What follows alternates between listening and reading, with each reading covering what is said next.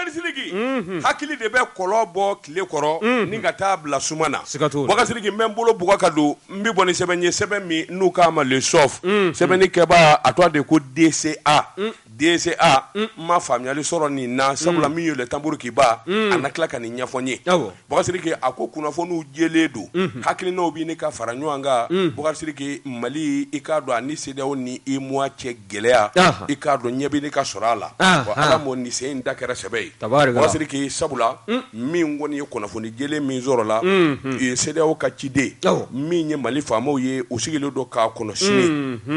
sini da alamisa ye wa Bakari Sidiki i k'a dɔn Goodluck Jonathan a k'an ka don Bamakɔ an fɛ yan sini Bakari Sidiki ayiwa siga kɔni tɛ min na hakilinaw fo ni ko wɛrɛ donna an na maa tɛ Ala ko dɔn Bakari Sidiki kan'a fɔ Mali ye ayiwa hakilina minnu kɔni ani baara minnu kɛra a fɛ kɔsa in na gɛlɛya min b'a ni CEDEAO cɛ ɲɛmaaw ko kan'a fɔ a ye i k'a dɔn a wulila Bakari Sidiki Maliden bɛɛ sigilen don ka ko in kɔnɔ min ye CEDEAO ye tiɲɛ don i k'a dɔn nin diyago in ani nin bali na ko min n'a y'a daga sigi Mali da la Bakari Sidiki i k'a dɔn an y'an jija an golo gɛrɛyara Bakari Sidiki nka an k'a fɔ Asimu Goyita ye a k'a lajɛ teza i k'a dɔn mankan in ka wuli n'o tɛ i k'a dɔn dɔw nasa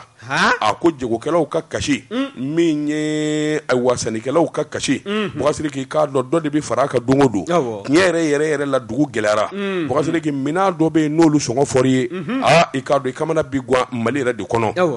Bakari Sidiki n'a ma ɲɛ o kɔ Malidenw kɔni kalo 6 bɛɛ lajɛlen y'i muɲu bɛɛ lajɛlen y'i fara ɲɔgɔn kan i k'a dɔn min kɔni bɛ se k'a to hakilina ani ɲɛtaa min bɛ jamana ɲɛmɔgɔw bolo n'u b'ara k'o baara kɛ Bakari Sidiki jamanadenw kɔni bɛɛ lajɛlen kalenna an bɔ a nɔfɛ nka n'a ma ɲɛ k'a fɔ fiɲɛ bɔ dabini ka sɔrɔ Bakari Sidiki o ka kɛ a ko n'o kɛra min ye wulikajɔ caman ye o na kɛ sɛbɛnnikɛla ko kɔsa in na min kɔni ye Mali faamaw ye min ye wulikajɔ ni cɛsiri ye u ye hakilina minnu fɔra ɲɔgɔn kan n'o ye CEDEAO ye ka ɲɛsin ayiwa Mali yɛrɛ ma kuma minnu fɔra Mali ɲɛmaaw fɛ Bakari Sidiki i k'a dɔn kalo 24 i k'a dɔn bɛn de kɛr'o ka Mali faamaw fɛ o fana k'i bɔ a la kalo 24 u bɛna baara minnu k'a kɔnɔ dɔw daminɛna min ye jamana sariyabolo yɛlɛmani ye i k'a dɔn n'o ye constitution ye ka taa se k'i ɲininka ayiwa votew kan ka kɛ kɛcogo min na olu taabolo kura i k'a dɔn wulikajɔ caman de kɔni kelen don o bɛɛ lajɛlen kɔni b'a dɔn min ye baara ye a daminɛna sabula sarani ani wulikajɔ ni ɲɔgɔn ɲininka Malidenw bara k'o kɛ i k'a dɔn o do kɔni kɛra sababu ye lala CEDEAO k'a dɔn k'a fɔ Mali bara ka fɛn o fɛn fɔ an b'an sɛbɛ la Bakari Sidiki ni Ala farala an ka sini an na kunnafoni ɲuman sɔrɔ k'a fɔ CEDEAO ni Mali cɛ gɛlɛya wulila ni mun ye sɛbɛn ye an ye min bɔ le soft kɔnɔ a ka bi bɔli la soft mɔgɔw karamɔgɔ Daba Tunkara an b'u fo ni ye n tɛgɛ don ni sɛbɛn bɛ bɔ sɛbɛn minnu k'a ma ko l'indépendant Musa Sayon Kamara ni ye a ka fasiri ye Musa a ko k'an ka to sira tɔ k'an ka gwandɛ min ye an ka loi électorale ye n'i y'a ta k'a lajɛ e ko a ko a tɛ ɲini ka kɛ samasama ye CNT kɔnɔmaw olu ni gouvernement ni ɲɔgɔn cɛ wa bawo min ye wulikajɔ ye kɔsada in na i b'a ye k'a fɔ min ye nin loi in kun bilala CNT ka taboli sanfɛla la kabi décembre kalo tɛmɛlen san 2021 wa n'i ye ko in lajɛ kɔsada in de la CNT maaw e ko olu ma sɛbɛnfuraw ta ni ka gɔngɔn kongo ka bɔ a la ni k'a kɔnɔko ni k'a jate minɛ wa o fɔlɔla ka baara fɔlɔ min kɛ o de ye ka maaninfinw hakilina ɲini jɛkulu minnu bɛ yen ni baara tɛ taa u kɔ ni jamana yɛrɛ sinsin bɛ o kan ni a bɛ wele ko inclusivité bɛɛ lajɛlen da ka ye a la maa kan'a fɔ ko n tola kɔ a ko kɛla n kɔ kan société civile lakaw ka taa se classe politique ma n'o ye politique mɔgɔw ka fɛɛrɛ tɔnw ye min ye mouvement signateur de l'accord maaw ye nin bɛɛ lajɛlen kɔni u hakilina ɲinina n'i y'a ta k'a lajɛ maa minnu bɛ yen n'olu kɔni ka kumakan ta la n'a bɛ wele ko audition o de ye maa 200 ani 60 bɔ ɲɔgɔn kɔ nin bɛɛ lajɛlen hakilina talen kɔ i b'a ye k'a fɔ hakilina in n'o ye loi électorale ye a tala ni k'a bila an ka CNT conseillers olu ɲɛkɔrɔla la kɔni ye tɛgɛkɔrɔta kɛ n'i y'a ta k'a lajɛ maa 111 olu y'a jira k'a fɔ k'olu fɛlako don o bɛ a kɔnɔ ko u bɛ a fɛ maa 7 olu y'a jira k'a fɔ k'olu tɛ a fɛ wa minnu minnu bɛ n'olu ma sɔn ka u tɛgɛ kɔrɔta o maa ma sɔrɔ n'a bɛ wele ko zéro abstention o fana tɛmɛlen kɔ ka bɔ yen taabolo dɔw bɛ a kɔnɔna na min ye yɛlɛma dɔw ye n'a bɛ wele ko amendement o taabolo ta la ni ka ɲɛsin loi électorale ma loi électorale in kɔnɔ ko n'i y'a ko ta k'a lajɛ k'a maana k'a taa ni ka segin i b'a ye k'a fɔ hakilina dɔw kuntan bɛ n'o ye makama ye o bɛ ta k'o di premier ministre ma maa 7 minnu bɛ n'olu tun bɛ sugandi maa 4 e ko ale ka sugandi ta kun tɛ o ye wa o taabolo ninnu o bɔla a ma koyi bawo n'i y'a lajɛ amendement bolofara k'a ta k'a fɛsɛfɛsɛ a bɛ fɛn min di premier ministre ma o de ye maa kelen ye o bɔlen kɔ min ye président du haut conseil des collectivités territoriales ye o fana bɛ maa dɔ di ka taa se ministre de l'administration territoriale de la décentralisation ma min y'an ka président fana ye o fana n'o ye jamanakuntigi ye ale fana bɛ maa sugandi nka maa ninnu bɛɛ lajɛlen sugandili la i b'a ye k'a fɔ maa caman de suganditaw la bolofara dɔw bɛ yen camanba de bɔra olu ka maa hakɛ tata la o de kɛn bɛ sabu ye min ye gouvernement maaw ye olu k'a jira k'a fɔ n'a kɔni ma kɛ olu hakilina ye ko olu tun don den k'u jɔ kɛrɛfɛ wa kɔrɔfɔ ni dagarantilen dɔw yɛrɛ y'a jira k'a fɔ ko gouvernement kɔni kɛn bɛ ka babalikanw ta ka ɲɛsin CNT maaw ma kɛrɛnkɛrɛnnenya la anw ka cɛmancɛ fanga ɲɛma n'o ye colonel Assimi Goïta ye ko n'a kɔni ye nin loi ye min n'a tɛgɛ kɔrɔta tala ka ɲɛsin a ma k'a wote ko n'a kɔni ye décret kɔni ta k'a signé nin cogoya nin na k'a bɛ kɛ sabu ye ni ka kɛ gɛlɛya ye ka taa sɔrɔ hakilinaw b'a la ka ɲini fɛn min nɔfɛ a bɛ hakilinaw b'a la ka ɲɛsin fɛn min ma o de ye autorité indépendante de gestion des élections n'an ko a ma ko EGE o kɔni ale bɛna kɛ jɛkulu ye jɛkulu min bɛ wakili don kalata taabolow la ka se k'a ko bɛɛ lajɛlen fɛsɛfɛsɛ kalata baalen kɔ jaabi minnu bɛ bɔ ka bin namara kuma kana ye a la bin gɛlɛn kan walima n kan ka gagner nin yɔrɔ in na namara kɛla na min ye autorité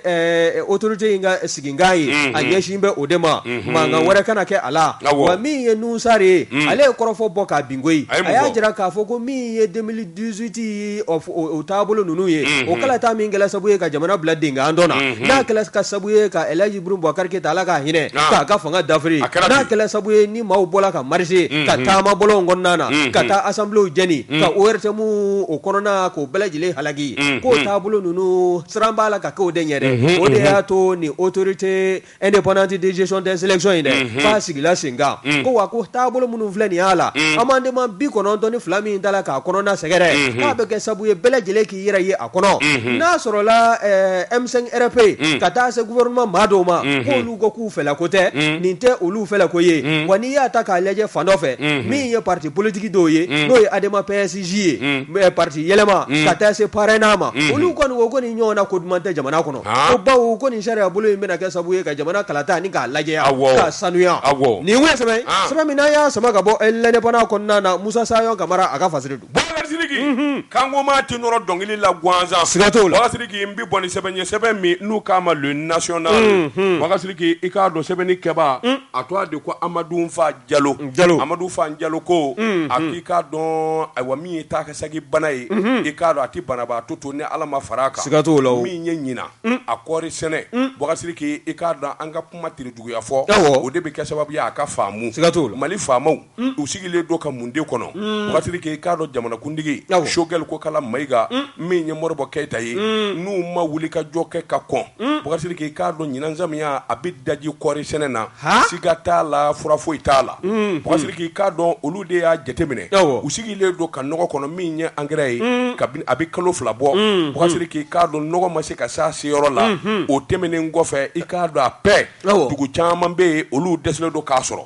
Wagasiriki i k'a dɔn ayiwa sɛnɛkɛlaw Mali kɔnɔ u kɛlen bɛ k'u kanbɔ ɲɔgɔn ma bolofara min n'a bɛ CMDT ka ayiwa yɔrɔ de kofɔ Wagasiriki i k'a dɔn fa bɛɛ lajɛlen na dɔw yɛrɛ ko i k'a dɔn kɔɔri olu bɛ bɔ a la ɲinan k'a daminɛ n k'i ɲininka Buguni Sikaso jamana na ka taa Kumantu Wagasiriki ka na Kucala fo Fana ani Kita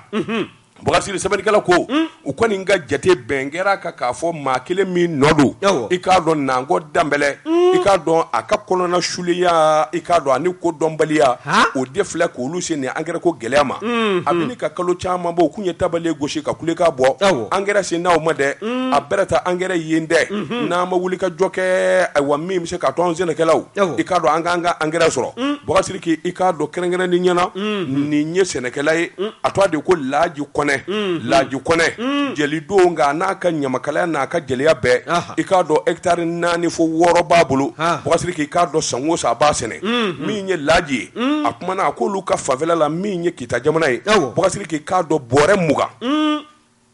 i ye kuma in mɛn wa bɔrɛ 20 Kita Kuturu o ye jumɛn a baraka dunu ni bala gosira miliyari 100 ani kɔ o de bɔra jamana fɛ Bɔgasiriki sɛnɛkɛlaw ka angɛrɛ sɔrɔ lafiya ni damu na a ko kuma mun de kɛra de ne ko Mali faamaw bi kuma de fɔ kuma min n'u t'a dɔn wa yalima u bi ɲinɛ u ka kuma fɔta de kɔ wa Bɔgasiriki i k'a dɔn nkalon bi tigɛ fɛn bɛɛ la fo sɛnɛko Bɔgasiriki i k'a dɔn nɔgɔ filɛ i k'a dɔn a dannen filɛ min ye suma ye walima sɛnɛfɛnw u fili kɔrɔ nin i bɛ se ka nkalon tigɛ diɲɛ fɛn bɛɛ la fo o Bɔgasiriki samiya donna Bɔgasiriki dɔw y'a jira k'a fɔ olu kɔni ni kɔ sabula samiya donnen min filɛ nin ye i bɛ nɔgɔ sɔrɔ waati jumɛn k'o don dugukolo la k'o bɛ taa k'i bolo nafa ye hali u kana ci yɛrɛ kɛ bilen Bɔgasiriki a bɛrɛ ta dunu ni bala fɔra i k'a dɔn waati tɛmɛnen na Mali kɛra fɔlɔ de ye farafinna babolo in bɛɛ kan kɔɔri sɛnɛ na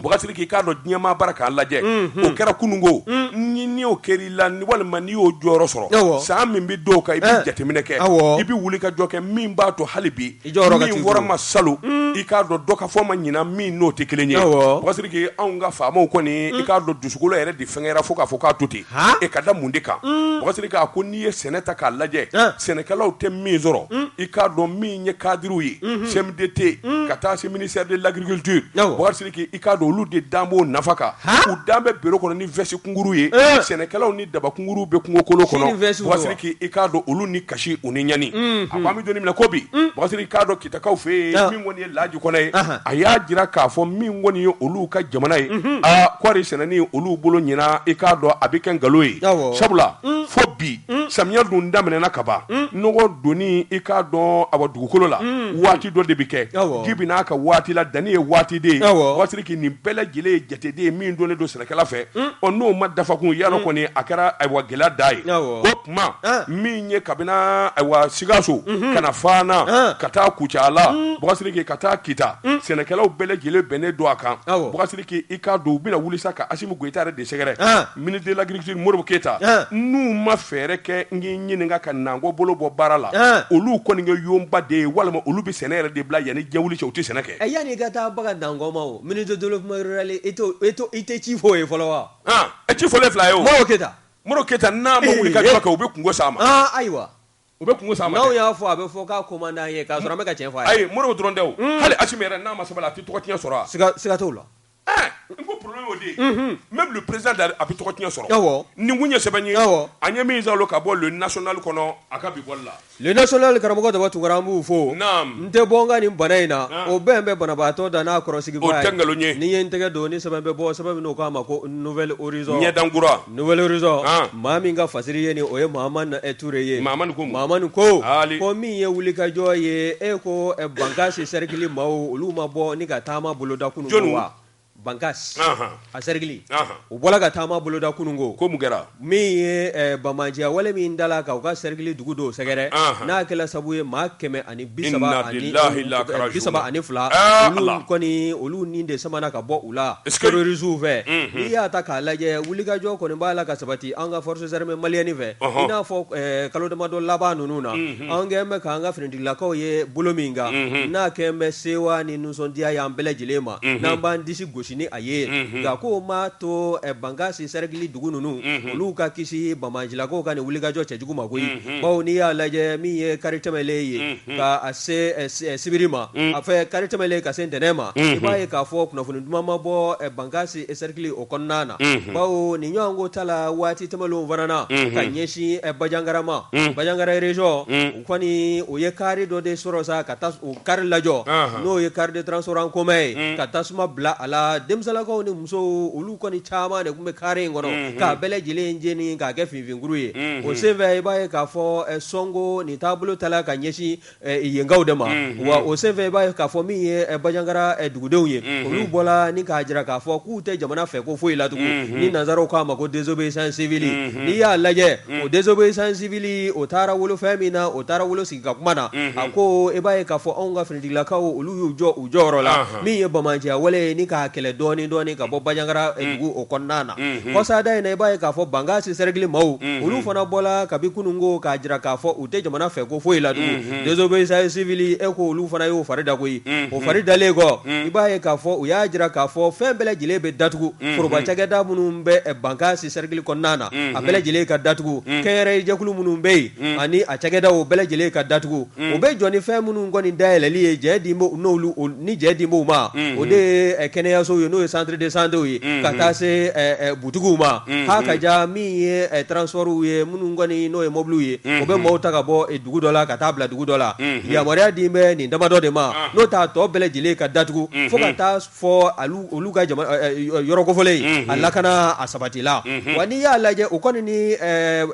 gouverneur u ye kɔrɔfɔ sɔrɔ ni k'a latɛmɛ o ni ɲɔgɔn cɛ bawo min taara kɛ sabu ye o kun kɛn bɛ ka RN 15 min ni ka fɛ banabili don o la k'o datugu o dayɛlɛ la wa n'i y'a lajɛ kokura nin taabolo in o kɛn bɛ ka kulekan bɔ ka ɲɛsin fɛn min ma nin fali ka kɔ o ɲɛ i b'a ye k'a fɔ ko min ye dɔgɔnɔduguw ye o kɔni dugu caman bɛ yen anw ka jamana camancɛ bolo fɛ ko dadigi kɛn bɛ u la ko n'i y'a ta k'a lajɛ misali hakilinajigi san 2018 ka se 2020 ma min ye maa 400 bɔɲɔgɔnko ye olu de fara bamancilaka fɛ u kɛla sabu ye fana maa 600 olu ka boli ni ka u sigiyɔrɔw bila o tɛmɛlen kɔ kokura i b'a ye k'a fɔ min ye u ka baganw ye bagan 300 bɔɲɔgɔnko o kɔni t'a la ka tunu n'o ye hali sini o b'a la ka taa wa accord dɔ de kɔni n'o ye sɛbɛn dɔ tɛgɛnɔbilali ye o kɛra u ni ɲɔgɔn cɛ o accord in kɛla sabu ye min ye bɛn ni kelenya ye o ka se ka sabati ni yɔrɔ kɔfɔlen sigibaw ni ɲɔgɔn cɛ nka ko n'i y'a ta k'a lajɛ ni accord in e ko a ma kɔla sago wa ko bawo hakilina ni laɲiniw kun t'an bɛ ka ɲɛsin fɛn min ma o de ye nin jɛkulu fan fɛn bɛ nin yɔrɔ kɔfɔlen in kɔnɔna na bɛɛ lajɛlen sigi bɛ ka ɲɔgɔn lajɛ u bɛ sigi la k'a sɔrɔ u dan tɛ ɲɔgɔn na bawo bi bɛ taa kɛ minnu kan olu b'a jigin k'a fɔ olu ni maa wɛrɛ minnu bɛ sigi la olu ni bamancilakaw de fara bɛ ɲɔgɔn kan ka se ka taa ni bingali wale ni k'a boloda a kɛlen bɛ sabu ye sigana n'an bɛ maaw ni ɲɔgɔn cɛ min ye sigida ye ni k'a sigi ni k'a goya wa ko jamana ɲɛmaaw u k'u wuli ka jɔ koyi min ye anw ka finitigilakaw ye u k'u ka baara kɛ u k'u jɔ u jɔyɔrɔ la danaya min kɔni n'an kɛn bɛ ka o da u kan u kana sɔn fewu danaya in k'a birifini ka ta ka b'u da la bawo min ye nin bamancikaw ka wuli ka jɔ ye n'a ma kunbɛ joona ni jateminɛ ma kɛ a ko la a bɛna kɛ gɛlɛya belebele waati ni don nataw kɔnɔna na nin ye sɛbɛn min n'an y'a sama ka bɔ nouvelle horizon kɔnɔna na Mahamani Ture a ka fasiri don Boubacar Sidiki sɔn ti pa de kankunu ma Boubacar Sidiki n bɛ n bolo bugɔ ka don ni ka bɔ ni sɛbɛn ye sɛbɛn min n'u k'a ma le canard déchaîné maa min ye sɛbɛnni in kɛ a tɔgɔ de ko Umaru Babi n'a y'i diya a fɔ a ma ko Fasiri Babi Boubacar Sidiki an ka taa douaniers ka duba kɔnɔ Boubacar Sidiki i k'a dɔn bolofara min n'u k'a ma ko enquête douanière o de ye sɛgɛsɛgɛli kɛ ko daminɛ ka sɛgɛsɛgɛli kɛ ko maa laban Boubacar Sidiki k'a dɔn jamana bɛ se k'a niyɔrɔ sɔrɔ cogo min Boubacar Sidiki k'a dɔn kɛwale dɔw bi kɛ douane na ka kɔrɔ o tɛ nkalon ye a bi dɔw yɛrɛ de kɔnɔ k'u fa tiɲɛ walima ba tiɲɛ ye douanier ye Boubacar Sidiki k'a dɔn kɛwale jugu ani tɛmɛsiyɛn jugu hali n'o y'a sɔrɔ i fa walima i ba de la ka baara kɛ douane na n'i kɛra den ye Boubacar Sidiki o ye diɲɛ baarada bɛɛ ye n'i nana karisa den ye ɲɛ Allah karisa den de ye an n'a jɛra nin baara in na Boubacar Sidiki k'a dɔn i bi bonya nka a bɛɛ lajɛlen salo jamana yɛrɛ tɛ fɛn sɔrɔ bilen walima k'a kɛ n'a fɔ e fa tiɲɛ don nkalon b'i da sɛbɛnnikɛla ko i k'a dɔn nin kɛwale jugu de bɛ Mali kɔnɔ Boubacar Sidiki foyi ma Mali yɛrɛ sɛgɛn ni ka Mali yɛrɛ to kɔ Boubacar Sidiki nin ko n'a damadawale dama n dɔgɔnin n balimamuso denkɛ ye nin ye Boubacar Sidiki k'o damanda de kɛlen bɛ ka jamana ni k'a segin kɔ sɛbɛnnikɛla ko douaniers ko k'o dabilala i ye douanier den ye o Boubacar Sidiki douanier muso ye o i fa de la ka kɛ directeur ye o i fa de la ka kɛ kɔma ye o bɔkasiri ke i k'a dɔn tɔw bɛ min kɛ tɔw bi baara min kɛ wari min bi sara tɔw fɛ i b'o kelen de kɛ bɔkasiri ke i k'a dɔn hali n'o y'a sɔrɔ i bi bonya k'a dɔn k'a fɔ baarakɛla kɔrɔ dɔ de ye bɔkasiri ke o t'a to i ka pan ayiwa sarabolo kunna kɔsa in na min ye douane directeur ye Konatɛ a ye hakilina min bɔ k'a bi bɔkasiri ke fɛn bɛɛ lajɛlen ka lariwe Mali jigi de ye douane ye bi bɔkasiri ke n'i y'a mɛn jamana in bɛ ninakili bi douanew don o kuma ko dɔw bɛ yen o kana kɛ bilen fo ka diɲɛ wuli bɔkasiri ke nka nin kamaleni a t'a dɔn k'a fɔ ayiwa min ye tiɲɛ ye min ye Useni Jaabi Useni Jaabi i k'a dɔn a fa ye douane kɔrɔ ye bɔkasiri ke i k'a dɔn kamalen kɔni jama da y'a ta ye u y'a sama ka bɔ a ɲɛna ni k'a koya la nbɔrɔkɔtɔ bɔkasiri ke n'i ye douane kɔrɔ den ye i k'a dɔn e ka kan ka taa nani ani kɛlɛ kɛ douanew ka so kɔnɔ wa sɛbɛnnikɛla ko a ko kabini nin yɔrɔ la i b'a dɔn k'a fɔ hakaja min ye Useni Jaabi ye i k'a dɔn a ye dantɛmɛwale kɛ bɔkasiri ke a nana bureau de kɔnɔ bureau d'enquête i k'a dɔn Jagili marakakɛ i k'a dɔn tuma min n'a nana sabula ale ka conteneur dɔ bɛ yen a yɛrɛ bɛ transitaire baaraw de kɛ wa i k'a dɔn a ko tonton dɛ ne ka nin conteneur foyi wɛrɛ t'a kɔnɔ koyi i k'a dɔn ayiwa minnu bɛ ayiwa naagɔw sɔn o kirikara fɛn kirikara damada de b'a kɔnɔ Jagili ko tiɲɛ don fisɔn n sɔnna kɛ nka o t'an bali ka taa lariwe maa si ka conteneur tɛ don Mali kɔnɔ bilen n'a ma taa lajɛ bɔkasiri nin kɔni fɔ i k'a dɔn Useni Jaabi a kɛra n'a fɔ i ye tasuma bila a dusukun na f'a b'i yɛrɛ f'a b'i saba n'a t'i ni ka tɛgɛ da mɔgɔw ɲɛ kan a sina ka bɔ bureau kɔnɔ couloir kɔnɔ i bɛ pɛrɛnni min dɔn i fa ɲɛw i fa ni minnu jɛra ka baara kɛ n'i y'a pɛrɛn k'a mɛn n'a t'i ni ka dɔ bugɔ mɔgɔw nana jala sa e ka sabali i ka dɔn ayiwa Jagiliw olu ye ko ɲɛdɔn bɔkasiri ke sɛgɛ o m'o dan ka kara la min ka d'a da u y'o kɛ u taara conteneur in dayɛlɛ bɔkasiri ka n'i miiri i k'a dɔn kurutu karata ko caman de tun bɛ a ye fɔn a n'o bɛɛ cɛ kun ka jan i ko jɛgɛjala ni waji i ma malo wa bɔkasiri kabini o kɔni kɛra sa sɛbɛnnikɛla k'o den ma ku kamalennin fɛ o dugusɛjɛ i k'a dɔn anw dadumaw i k'a dɔn anw sɛbɛnnikɛlaw a n'anw kumakɛla a y'anw wele bɔkasiri ke i k'a dɔn ayiwa douane nin de bɛ u bɛ nin karatu de la u bɛ nin ganamu na ka kuma caman fɔ bɔkasiri ke n'i ye douanew malo i m'i fa malo e fa ye douaneya kɛ i y'a dɔn kɔni i tɛna se k'o bɔ a la n'i nana bulon kɔnɔ ka cɛkɔrɔbaw nani n'i nana bulon kɔnɔ cɛkɔrɔbaw nani i fa sen t'a la i ye nkalon tigɛ dɛ bɔkasiri ke sɛbɛnnikɛla ko nin kuma in kɔni kɛ douanew ma sɛgɛ kara la sabula olu b'a dɔn k'a fɔ ayiwa dusu min b'a la n'akila min b'a la nkalon don bɔkasiri ke i k'a dɔn juma tɛmɛnen sɛbɛnnikɛla ko waasa ko in ka se ka ɲɛdɔn fasiribaa bi ka ale wulila ka t'i sɔnni da ko in kan i k'a dɔn ko in kɛra maa minnu na maa minnu ɲɛna u ye ko ɲɛfɔ a ye min kɔni ye Konatɛ ye a ko nin tɛ kɛlɛko ye nin tɛ ayiwa mankanko ye bɔkasiri ke ɛlɛ ni Jagili n'a ka cɛdenw u ye baara kɛ cogo min na bɔkasiri ke i k'a dɔn maa si den kelen de tɛ se ka pan sariya kunna jamana mɔgɔw bɛ douanew de la bi n'i y'a mɛn Mali bi ninakili douane don sabula kalo miliyari 48 n'o bɛ se ka taa n gilaki fɛ wa bɔkasiri ke nin ye n den ye nin ye kɔrɔkɛ den ye nin ye ayiwa muso dɔgɔnin ye muso ye nin ye n'i y'o bɛɛ lajɛlen tɛmɛ ka don jalima jamana bɛ wari sɔrɔ cogo di a bɛ gɛlɛya ni mun ye sɛbɛn ye an ye min bɔ Canard déchaîné kɔnɔ a ka bi bɔli la karamɔgɔ Daba Tunkara i jɔ n ka te premier min i jɔ te ko i ma cɛ ka pub k'a ka feerefɛnw lakodɔn nɛgɛ kanɲɛ 12 sera Bamako k'a fɔ jiginɛw ka bonyamasegi bɛ aw ye Boubacar Sidiki n bala cogo bɛ di karamɔgɔ Daba Tunkara o ko ten maaninfin n'i yera dugu min sira kan o dugudenw foli de bɛ kɛ i la siga t'o la n'i ye n tɛgɛ don ni sɛbɛn bɛ bɔ sɛbɛn min n'o k'a ma ko l'indicateur du renouveau l'indicateur du renouveau Adama Jabatɛ nin ye a ka fasiri ye a ko k'an ka taa an ka pankurujigi kɛnɛ o ɲɛmayaso la dɛ yɔrɔ jumɛn dɛ aéroport international Bamako Senu k'an ka taa ye n'i y'a ta k'a lajɛ agent minnu bɛ yen n'o ye agent vaccinateurs ye minnu bɛ yen n'olu kun t'an bɛ coronavirus bana o boloci o bɛ se ka o baara kɛ cogo min na ha ka ja maaninfinw ka sɛgɛsɛgɛli taabolo o baara in bɛɛ lajɛlen kun t'an bɛ ni ka kalifa ni agent vaccinateur ninnu na n'i y'u ka ko ta k'a lajɛ min ye direction régionale de la santé ye ka taa se direction générale de la santé ma ani an ka Bamakɔ sigida 6 o CSRF ka agent bɛɛ lajɛlen o kun bɛ a la koyi maa mugan ani 5 min ye fonctionnaire 25 ye minnu ye agent vaccinateur n'u kun bilala ka taa aéroport international Bamako SNU na k'a fɔ k'u ka coronavirus bana o ka se ka o kɛlɛli baara ka se k'a boloda nka n'i y'a ta k'a lajɛ o taa fura dama kana bugɔ sisan la k'a bɛ ɲini ka caya san 1 ye min y'u ka tɔrɔmɔɲɔ ye n'o y'u ka peremu ye k'olu tɛgɛ ma se ka da a kan o kɔni ye da sugu bɛɛ lajɛlen gosi sa waasa u ka nafolo a bɛ se ka don o garijɛgɛ la cogo min na nka u ka wuli ka jɔ e ko a ma kɛ gansankolon ye wa bawo kɔsada in da o jigi tigɛ kojugu o ye don kibaru tigilamɔgɔw wele ka ɲɛfɔli kɛ o y'a jira k'a fɔ olu bɛ nin baara in na kɔni u ye baara in kanu wa u ka ɲɛmayaso de y'u bila ka na baara in na an ka aéroport o direction b'a la waasa maa minnu bɛ na ani minnu bɛ taa olu ka corona ko a bana sɛgɛsɛgɛliw bɛ se ka baara ni k'a boloda cogo min na nka o ni tɔrɔmɔɲɔ min ni sariya o fana latigɛ n'o ni o ka kan k'a bɛ ɲini ka san 1 bɔ bi olu kɔni bɛ ala k'u ɲɛw de tereke sa u kɛn tɛ k'u tɛgɛ da u ka nafolo kan nafoloko in ko n'a ma ye ɲama jɔlen na malikura ko min b'a la ka fɔ ko nin tɛ malikura jɔsira ye koyi bawo min ye adamadenw ka hakɛ ye jamana kɔnɔna na n'a ma di u ma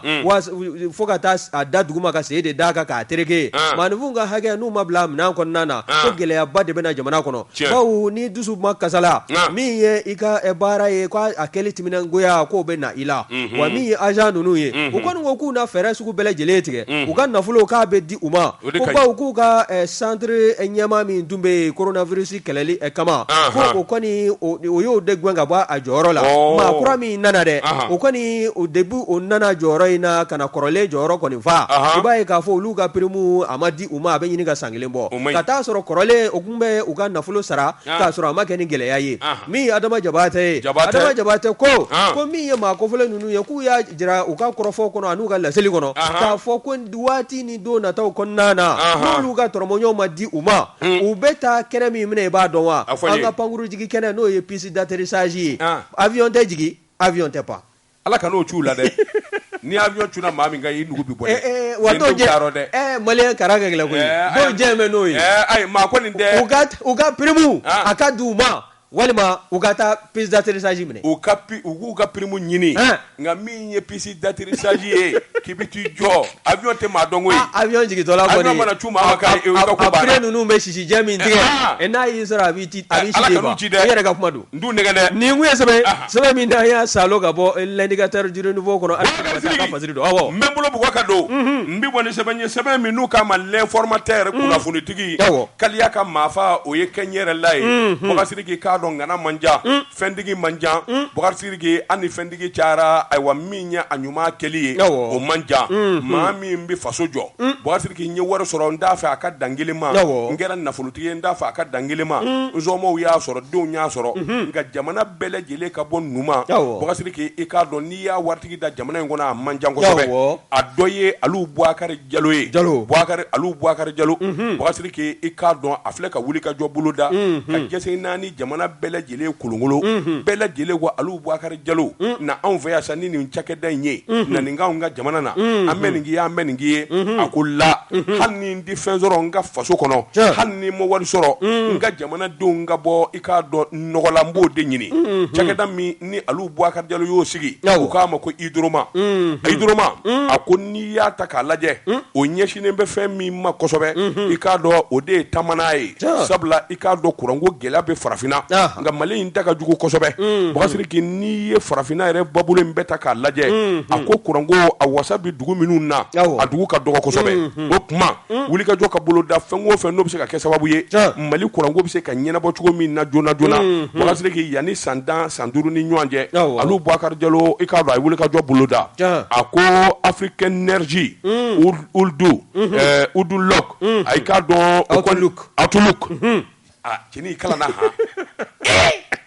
Outlook o dun ne de kun in filila koyi Outlook anw ma fɛn de sɔrɔ karamɔgɔ tɔgɔ Tunkara n'o tɛ an ye dɔɔnin kɛ ba in sanfɛ o ala ka n'i ka kala kɛ cɛninw ni lettre ni sɛbɛn ye dɛ ala ka n'i ka kala k'o ye a bɛ na yarabi Bɔkasiri a ko wuli ka jɔ n'o jateminɛ a k'i b'a ye k'a fɔ jɛsen naani jamanaba minnu bɛ yen u bɛɛ lajɛlen daburu turulen don ɲɔgɔn na nin ɲɔgɔn na baara kolo girin de la ayiwa min ye taamanako ye u k'o de ma World Energy i k'a dɔn i ka kuma in fɔ dɛ Outlook o don a ko kuma min min ye jese na jamana baw ye ka taa dɔ sa olu la ka walankata ka n'a di Mali ma a fɔ Alu Bubakar Jalo Idroma Boubacar Sidiki k'a dɔn ɲɛsinen bɛ min ye wulikajɔ ni cɛsiri ye fɛn o fɛn ni o bɛ se ka yelen bɔ yelen sɔrɔla kuranna o a sɔrɔla fɛn wɛrɛ la o Boubacar Sidiki yelen min n'a ti ban n'a ti kɔtigɛ wa a sɔgɔ nɔgɔ a k'i k'a dɔn Alu Bubakar Jalo jese na ni jamana baw ka tɔnba in a taara o de sa alo ka na ni ka a damata cakɛda sigi ko min ma Idroma an bɛ don min na ko bi Boubacar Sidiki ko in ye ɲɛsɔrɔ kosɛbɛ sabula sɛgɛsɛgɛliw ani dɔnnikɛbaw y'a jira k'a fɔ nin bɛna kɛ ayiwa hakilina ɲumanba de ye min ye Mali ye farafinna jamana fɛn o fɛn n'o b'an da fɛ Boubacar Sidiki ninnu bɛɛ lajɛlen laban de bɛna siri an na i k'a dɔn kuranko la sabula min ye Alu Bubakar Jalo ye a ka wulikajɔ ni cɛsiri a yɛrɛ ko tɛ bilen somɔgɔw ko tɛ bilen i k'a dɔn a masurumaw ko tɛ bilen jamana bɛɛ lajɛlen ka se ka bɔ nun ma Boubacar Sidiki k'a dɔn baara bolodalen don wa n'a daminɛna maa min bɛna baara k'a kɔnɔ Boubacar Sidiki a nafa a n'a sɔrɔ barika ka bon kosɛbɛ o tuma cɛ kelen min n'a ye hakilina sɔrɔ k'a ka jamana sɛgɛrɛ o de ye ayiwa compagnie i k'a dɔn Idroma SA Boubacar Sidiki i k'a dɔn yanni san 2030 sɛbɛnnikɛla ko i k'a dɔn nin ko in bɛɛ lajɛlen ɲɛnabɔlen don yanni sɔɔnijɛ an daamatɔ su dibi la an bɛ misili tɔmɔ ayiwa yeelen la nin mun ye sɛbɛn ye an ye min bɔ l'informateur kɔnɔ kunnafonitigi karamɔgɔ tɔgɔ tugura ne hakili la an tɛ an sɛgɛn lafiya i cɔ an ka te koyima premier min an ka taa n'a ye tire flèche tɔgɔ bɛ di Boubacar Sidiki n bɛ n bolo bugɔ ka don n bɛ bɔ ni sɛbɛn ye sɛbɛn min n'u k'a ma ko Sud Hebdo a bolo ko siɲɛ 120 maa min gɛrɛsigɛ ka di i bɛ ji feere bada la ni k'i ka maaya kɛ Boubacar Sidiki i k'a dɔn jɔnni de b'a fɛ ka ŋanamu ani nkalon don société Yatasai Fils Sall u senkɔrɔ Boubacar Sidiki i k'a dɔn marakala so fila tɛ kelen don nin di ayiwa maa wɛrɛw ka baara ye maa minnu ni olu ye foroba baara kɛlaw ye Boubacar Sidiki olu de bɛna ni ŋanamu kumaw ani nkalon ni namara ye Boubacar Sidiki i k'a dɔn société Yatasai Fils Sall u ka baara bɛnnen bɛ min ma o ye mobile plaque dilan ye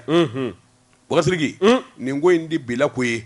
a ko yanni société Yatasai Fils Sall yanni u ka plaque dilan daminɛ Boubacar Sidiki a waati mobile plaque dilanni bɛɛ lajɛlen kun b'a ka dugu kɔnɔ Boubacar Sidiki sabula ayiwa kɛnyɛrɛ yew olu y'u wakilu don a la n'i ka numéro ni carte grise dir'i ma i bɛ se ka taa plaque dilan fa dɔ fɛ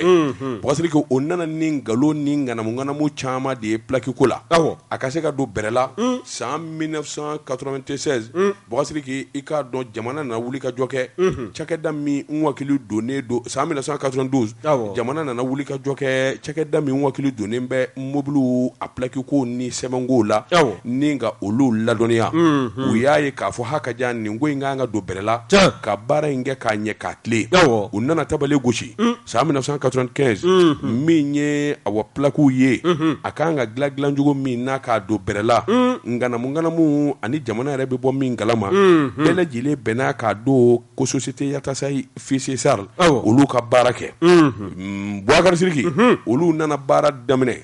sarakisɛ minnu kɔni fɔlen don i k'a dɔn contrat bɛ d'u ma san 7 n'o dafara u bɛ se ka wuli ka jɔ wɛrɛ kura boloda ni k'a ɲini tuguni o ye san 5 ye Boubacar Sidiki i k'a dɔn k'a to waati la ka n'a bila bi la minɛn ma jɛng'u bolo baara ma tiɲɛ don o don de o bɛ ko kura kɛ min b'a to ko in bɛ kɛ sababa ye i k'a dɔn jamana in kɔnɔ hadamaden tɛ fa Boubacar Sidiki i k'a dɔn awa IBK tile nana daminɛ yara a kɛra bafa ni tile cɛ o waati yɔrɔ o yɔrɔ ni wari dɔɔni bɛ se ka sɔrɔ yen yɔrɔ o yɔrɔ n'an bɛ se ka ayiwa mankan ci k'an dakoro Boubacar Sidiki bolo sera a bɛɛ ma o de la jagokɛlabaw jagokɛlaba bi jamana in kɔnɔ Boubacar Sidiki u y'a bɛɛ lajɛlen yɔgɔyɔgɔ k'u ka sugubulow minɛ u la société Yatasai Fils Sall u k'a dɔn u ma kan olu fana na sabula ayiwa agent minnu bɛ baara kɛ i k'a dɔn forobacɛw kɔnɔ olu n'olu de nana bɛn a la sa o tuma i m'a ye dɛ plaque dilan in an k'a kɛ marché ko yɛrɛ de an ka tabale gosi Boubacar Sidiki kabini o kɔni fɔra a dɔnna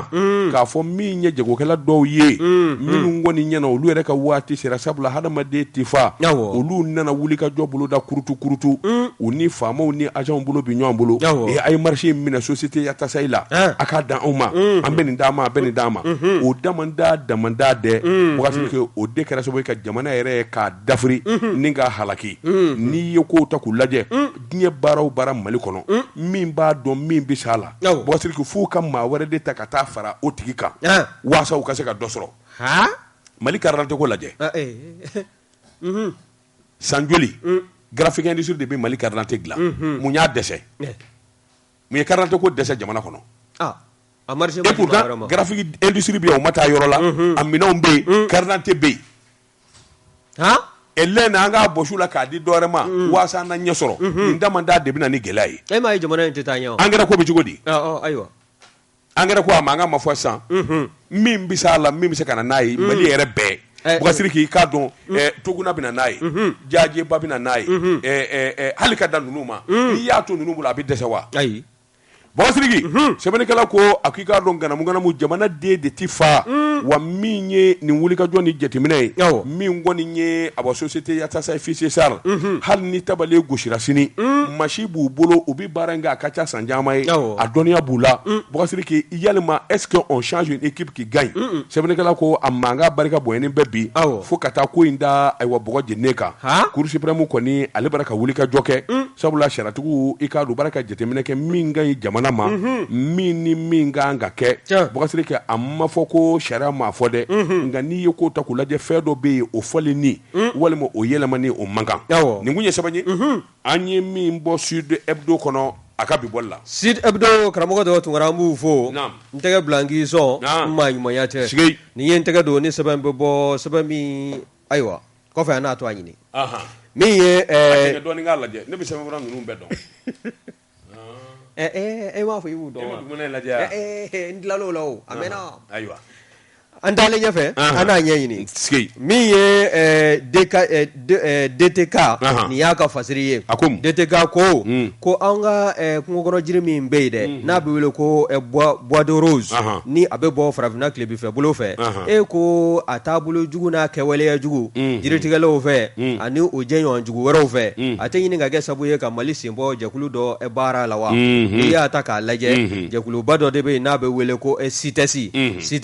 o ye jɛkulu min bɛ farafinna tilebinfɛ bolo jiri ko ni k'a maana ka jiri a dogon tɛ maana bɛɛ lajɛlen b'a kalama k'a fɔ san o san anw ka kungo kɔnɔna jiri belebele minnu n'olu bɛ da u kɛrɛ kan a bɛ kɛ sababu ye a bɛ t'i jɔ k'a minɛ san 2018 ka se 2019 ma o jiri n'o ye bois de rose ye o kɔni a tɔni 76,000 o de bɔra faso Maliba kungo kɔnɔna na min ye a nafolo fana ye a dagosi ka bon kosɛbɛ baara a bɛ t'i jɔ miliyari caman de la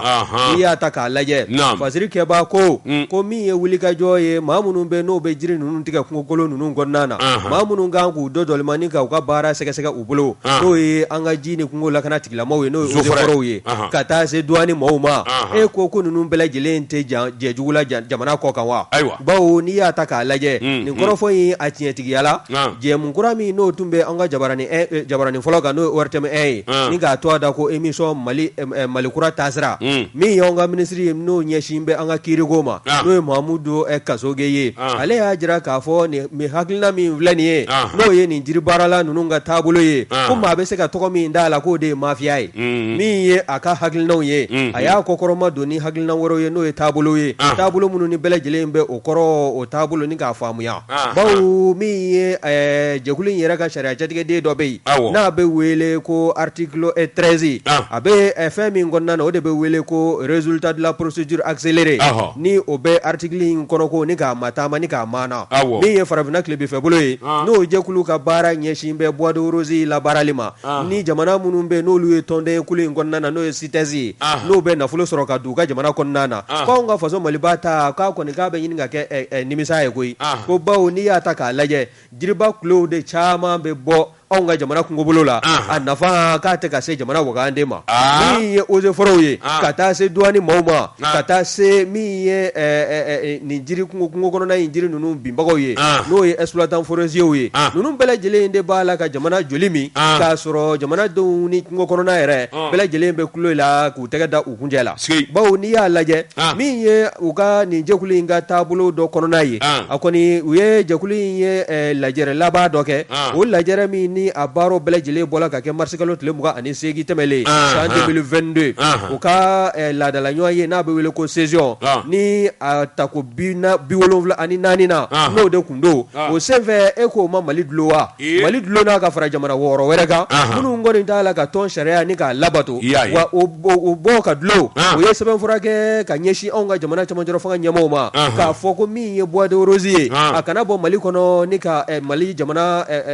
karangadaw ni k'o kɔsago tuguni bawo a bɛna kɛ sabu ye min ye jiri in ye n'o ye bois de rose ye a ka lakana a bɛ kungobolo min na o ka lakana wa taabolo wɛrɛ minnu bɛ yen n'o bɛ se ka kɛ sabu ye jamana ka se ka sɔrɔ dabolo sɔrɔ nin jiri in labaarali la o bɛɛ lajɛlen ɲinifɛnw ka se ka kɛ sɔrɔ fɛn ye wa n'i ye kɔrɔfɔ lajɛ min ye wulikajɔ ye halisa o b'a la ka kɛ jɛkulu in ɲɛmaaya bulon fɛ min bɛna kɛ sabu ye anw ka jamana dulolen kɔ ka fara jamana 6 wɛrɛ kan min ye jamana 7 bɔ ɲɔgɔn ko olu kɔni de sen bɔla nin taabolo ninnu na min y'anw ka ministre de la sécurité intérieure ye ale kɔni dimi kojugu a ye police direction wele ɲɛmaaba ka yamaruya ka taabolo dɔw jira a la n'o ye directive ye k'a fɔ a tɛ fɛ tugun camion ka fa bois de rose la tugun ka bɔ Mali kɔnɔ k'i kunda jamana kɔ kan nin ye sɛbɛn min n'a y'a a sama ka bɔ min ye DTK ye ale de y'a fasiri Bɔsiriki sɔgɔsɔgɔ la bɔnɛ tɛ Bɔsiriki n bɛ n bolo kari ka don ni ka bɔ ni sɛbɛn ye sɛbɛn min n'u k'a ma ko ziire Bɔsiriki i k'a dɔn sɛbɛnni kɛba a tɔgɔ de ko Musa Kamara Musa ko a k'i k'a dɔn an ka seko ani dongo tigɛlamaa dɔ u k'a ma ko Van Guitar a minɛnen bɛ ka don kaso la hali n'o y'a sɔrɔ maa caman de bɛɛ min tɛ Van Guitar a minɛkun don ni ka don kaso la sɛbɛnnikɛla ko n'i y'a mɛn a dɔnkili a fɔba a ɲiniba n'a sɛbɛnniba ka tila ka tubabu ngɔni fɔ a nɔfɛ n'o ye gitari ye min ye ayiwa Moribo Konatɛ bɛɛ lajɛlen b'a dɔn Van Guitar la denmisɛnnin don min kɔni ayiwa n'a ka di dɔnkili da la o tɛmɛnen kɔfɛ ayiwa gitari yɛrɛ fɔ ko ɲuman cɛnin y'o sɛbɛn kɔrɔ dɔn Bɔsiriki o de kɛra sababu ye ka bɔ Sikaso ni ka Mali fa bɛɛ lajɛlen sɛgɛrɛ i k'a dɔn kanuba nana caya sabula a ka dɔnkili ye damadamaden ye Bɔsiriki a ko nka kɔsa in na min ye Ala latigɛ ye o bolilen bɛ ayiwa Van Guitar kan latigɛ in tɛ dɔwɛrɛ ye k'a dɔn kaso min ye Bamakɔ kasobonba ye i k'a dɔn a dan bɛ yen a bɛ ne ka waatinin bɔ hali n'o y'a sɔrɔ kuma caman i bɛ to k'a mɛn ayiwa kunnafoni di siraw kan k'a fɔ Van Guitar a bɛ bila nin don a bɛ bila nin don ye nka hali bi n'a ka bi a bilan dɛ sɛbɛnnikɛla ko a ko nka n'i ye kamalen yɛrɛ ta k'a lajɛ maa dama min bɛ denmisɛnnin dɔnkilidalaw la n'a ye o dɛmɛ walima k'o ka dɔnkili dilan walima ka gitari fɔ o nɔfɛ o de ka ca min kɔni ye sɛbɛnnikɛla yɛrɛ de tɔɔrɔ o de ye i k'a dɔn fɔlikɛlaw ani dɔnkilidalaw ni ɲɔgɔn cɛ mun fadenya ani mun juguya de b'u ni ɲɔgɔn cɛ sabula a maa ma caya dɔnkilidala yan fan fɛ i k'a dɔn minnu ye wulikajɔ kɛ ka Van Guitar k'a dɛmɛ a n'a ko dɛmɛ a m'a fɔ ka wulikajɔ kɛ sariatigiw k'u sɔsɔ walima k'u nani sabula a minɛnen bɛ k'u min na Bɔsiriki i k'a dɔn maa caman b'a la i t'o dɔn nka min kɔni ye deli ye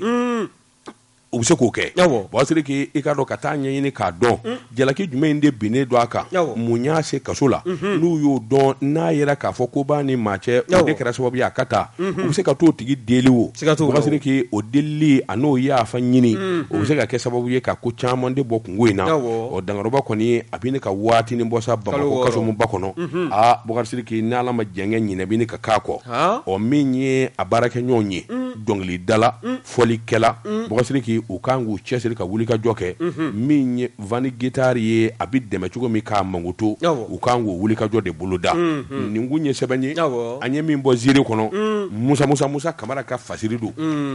Musa karamɔgɔ Dɔgɔ Tunkara an b'a fɔ ka ziiri fasiri jɛkulu bɛɛ lajɛlen fo ne hakili la sɛbɛnw o kɔni o bɛ ɲɔngiri ya Bɔnsiri k'i ka dɔn waati dafara n'an bɔra yan an bɛ taa sigi Bala Yira sanitaire duba kɔnɔ Bɔkasiri k'i k'a dɔn karo dagabana karo min bɔra Hindu jamana na min bɔra Itali ka taa se ɲɛgɛn kɔnɔ mina damu jɛman ni couleur ma Bɔkasiri k'i k'a dɔn dagabana laban minnu n'a o ye illustré min bi Tarakogo la walima min bila so camancɛ la nin bɛɛ lajɛlen yɛrɛ kelen bɛ Dankɔrɔba ka yɔrɔ la Bɔkasiri k'i k'a dɔn n'a y'i diya wele 74 26 55 55